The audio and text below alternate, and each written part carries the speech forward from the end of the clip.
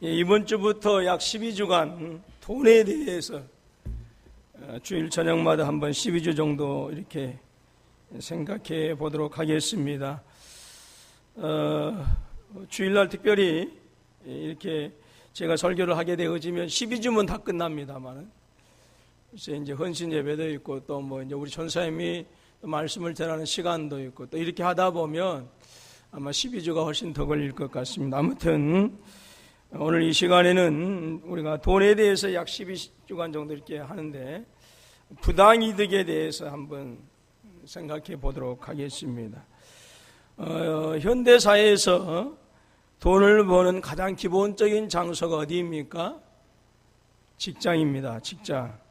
여러분 그 개콘에서 레딧비라고 하는 코너가 지금 있는지 모르겠습니다만은 이 레딧비라고 하는 이 코너가 오랫동안 이제 많은 그 시청자들의 이제 사랑을 받았습니다. 그만큼 사람들이 직장을 다니면서 있는 그런 그 애환, 그것이 많다라고 하는 그런 얘기죠. 많은 것들을 포기해야 합니다. 직장을 다니려면. 그리고 또 많은 것들을 얻을 수 있느냐? 물론 돈은 우리가 벌 수 있지만 그곳에서 때로는 기쁨도 만족도 포기하면서 그래서 여러 가지 소외, 또 직장 동료들 간의 어떤 갈등, 또 진급이다, 또 어떤 그런 그 어떤 실적이다라고 하는 이런 것들 때문에 스트레스를 안고 살아가는 직장인들이 거의 대부분입니다. 직장 생활에 만족하십니까? 라고 이렇게 물으면 직장 생활에 만족하지 못한다라고 하는 대답이 거의 대부분입니다.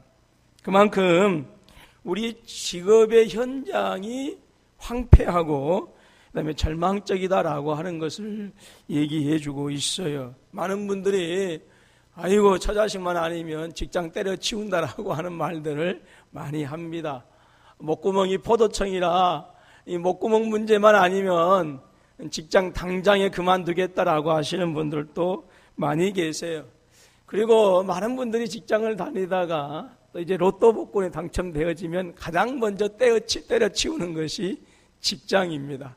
그만큼 우리 도시인들에게 있어서 또 우리 보통 우리 소시민들에게 있어서 직장은 돈을 버는 그러한 장소이기, 가장 기본적인 장소이기도 하지만 그 돈 버는 일 때문에 많은 것들을 포기해야 되는 그런 장소가 또한 직장입니다. 갈등이 있고 불만이 있어도 돈을 벌어야 하기 때문에 직업을 그만두지 못한다라고 하는 것이죠. 그래서 많은 사람들이 또 이제 어떤 그 경쟁 관계에서 뒤떨어지고 처지고 또 직장 상사 때문에 또 스트레스 받고 하는 이런 것들 때문에 사직서를 가슴에 품고 다니는 사람들도 많이 있어요. 그러나 정작 사직서를 내어놓는 사람들은 그렇게 크지 않습니다. 그만큼 사람에게 있어서 돈의 위력이 크다라고 하는 것이죠. 노동은 돈을 버는 수단이지만 현실에서 노동은 돈에 의해서 가치가 정해지고 있어요. 돈을 내가 얼마나 벌 수 있느냐에 따라서 그 노동이 정말로 신성하냐 그렇지 않느냐, 그 노동이 좋은 직장이냐 아니냐라고 하는 것이 그 가치가 달라지는 것이 여러분 우리가 부인할 수 없는 그런 현실입니다. 여러분 그 돈을 번다라고 하는 그것은 어떤 것을 얘기하냐면 내가 얼마나 쓸 수 있느냐, 내가 얼마나 지출할 수 있느냐라고 하는 그 지출 능력을 갖게 된다라고 하는 것을 얘기합니다. 그리고 사람의 그 사회적 지위는 내가 얼마나 돈을 쓸 수 있느냐라고 하는 이 지출 능력에 의해서 여러분 사회적 지위가 결정됩니다. 내가 아무리 좋은 대학을 나오고 또 아무리 많은 공부를 했을지라도 내가 지출 능력이 없으면 사회적인 지위는 낮아질 수밖에 없고 사람들에 의해서 소외되어질 수밖에 없는 것이 여러분 오늘 현실입니다. 그런 이유로 여러분 돈 때문에 이 사회는 많은 부분들에 있어서 부정행위가 일어나고 있습니다. 그래서 성경은 철저하게 그 부당행위들, 그 부정행위들을 경고하고 있어요. 그래서 오늘 이 시간 25장 13절로 16절 말씀을 통해서 성경에서 여러분 부정행위를 금하고 언금하고 있는데 우리가 그 부정행위에 대해서 어떤 것을 어떻게 행동해야 하는가 잠시 살펴보고 나서 오늘 또 설명해야 될 것들이 많이 있기 때문에 설교를 간단하게 말씀을 증거하기로 합니다. 첫째, 하나님께서는 부정행위를 부당이득을 악으로 규정하셨다라고 하는 거예요. 레위기 19장 35절 말씀 보면 너희는 재판할 때나 길이나 무게나 양을 재을 때 불의를 행하지 말라라고 그렇게 얘기했어요. 그리고 오늘 본절의 말씀에 13절에서도 너는 내 주머니에 두 종류의 저울추 곧 큰 것과 작은 것을 넣지 말라 그랬어요. 옛날에는 이 말씀을 하실 때는 그 저울추가 뭐였냐면 돌이었어요. 돌.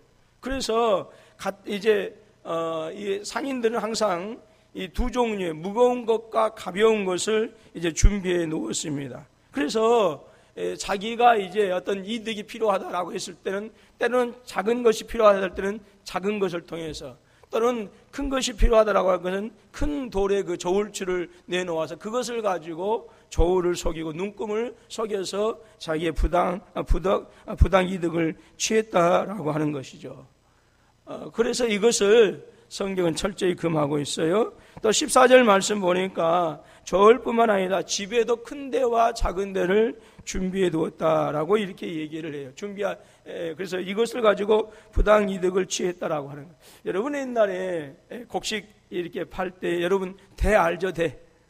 사각으로 대가지고 이제 그렇게 해서 거기서 조금 어떤 분들은 그냥 인정머리도 없는 사람들은 착.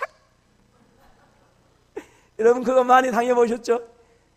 그래서 그 대에서 인심이 나는 모습들을 많이 봐요.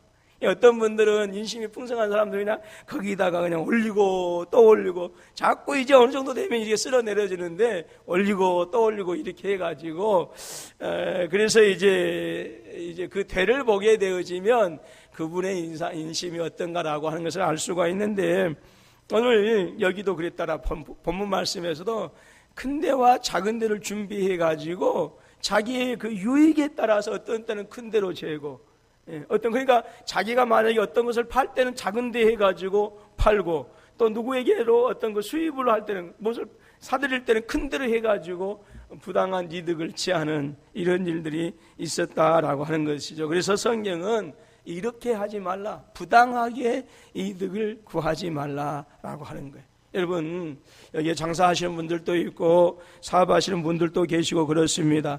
정직하게 하십시오. 하나님을 믿는 믿음으로 정직하게 하십시오. 오늘 이 시대가 안타까운 것은 정직하면 망한다라고 하는 그런 시대 아니겠습니까? 그러나 여러분 하나님은 살아계십니다. 그리고 하나님을 온전히 믿는 자는 이 세상이 어떤 시대가 되었을지라도 반드시 이 세상에서 100배의 복을 받게 하시는 분이 우리 하나님이신 줄로 믿습니다. 저와 여러분들은 저울추, 대를 정직하게 해서 하나님 보시기에 선하게 살아가는 우리 모두가 되어줄 수 있기를 주님의 이름으로 축원합니다.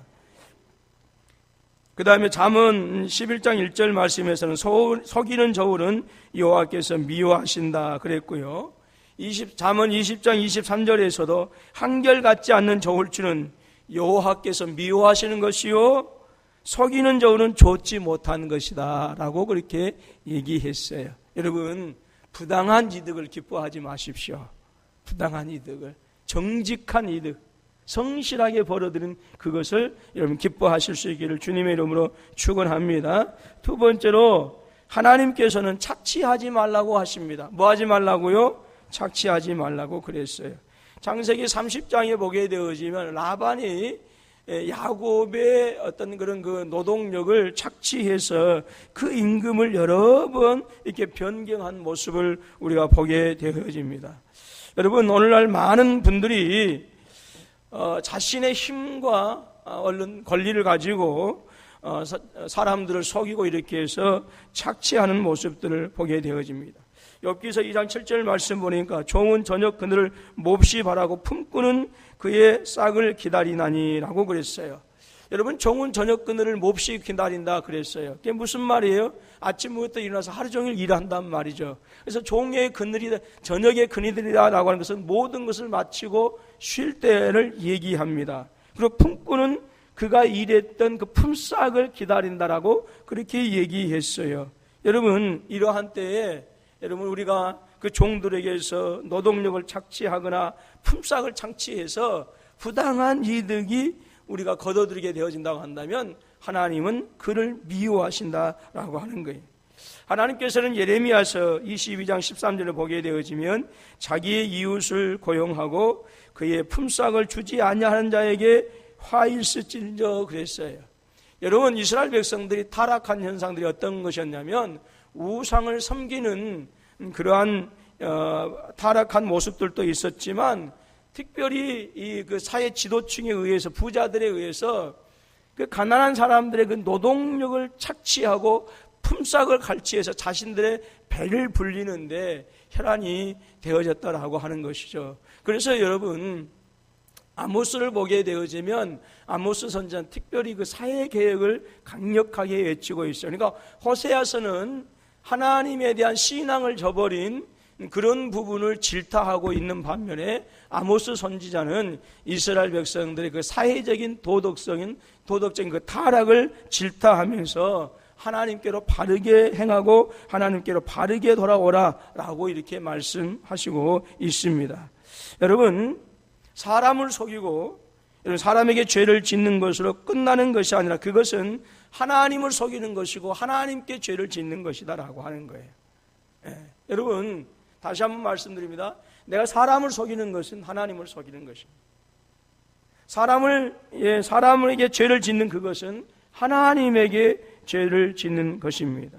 여러분, 돈을 내가 성실하게 일하지 아니하고 정직하게 일하지 아니하고 어떤 로또와 같은 어떤 부당이득, 내 정직한 노동력, 내 정직한 성실한 어떤 그런 그 노동력 위에 어떤 것을 구한다고 한다면 여러분, 그것은 하나님을 속이는 자가 되어집니다.